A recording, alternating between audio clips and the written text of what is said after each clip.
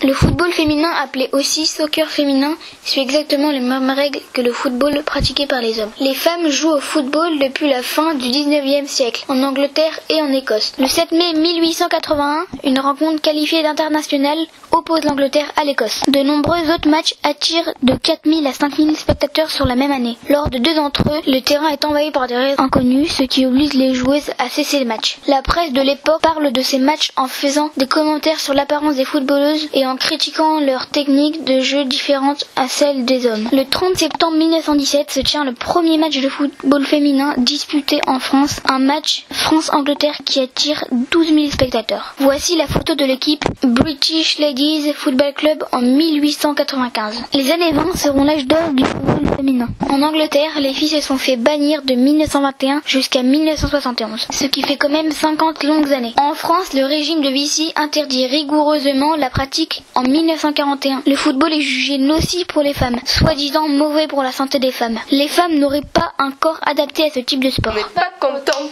On n'est pas content. Bonjour à tous. Vichy, le gouvernement en partie dirigé par le maréchal Pétain, aurait dit que le foot n'était pas adapté aux femmes parce qu'elles n'ont pas la morphologie adaptée. Il faut prouver ça. Donc, pour voir le ballon, l'œil doit percevoir la lumière renvoyée par le ballon, qui va passer par le nerf optique jusqu'au cerveau, qui va envoyer un message d'ordre aux muscles, qui va faire bouger la jambe pour shooter dans le ballon. À vous, professeur Tournesol. Très bien, merci professeur Moustache. Alors maintenant, est-ce que les articulations des hommes et des femmes sont les mêmes? Par exemple, les femmes, pour faire de la danse classique, font exactement le même geste que pour shooter. Mais nous, les femmes, nous avons un super pouvoir. Nous pouvons contrôler les hommes à distance. Par exemple,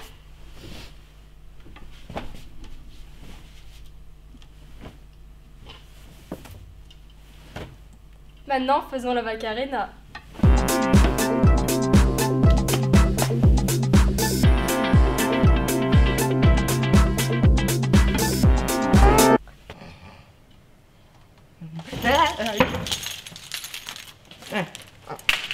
Donc alors, je suis là pour prouver que le cerveau des femmes n'est pas fait pour faire du foot. La preuve. On a les différentes aires cérébrales, le tout étant le cerveau. Et on a d'abord, pour commencer, l'aire du shopping. L'aire ce coup-ci de la cuisine, elle est grande. Ensuite, on a l'aire qui sert à rien. On a une autre aire pour faire les courses, ce coup-ci. On a l'aire de la cuisine. Et on a l'aire des pensées inutiles, qui est bien entendu très grande. Alors, le cerveau des hommes? Non, oui. Il n'y a rien dedans. Comment? Si, il y a des choses dedans. Donnez-moi ce crayon.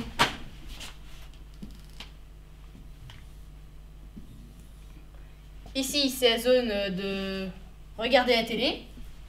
Ici, c'est la zone de faire des choses inutiles.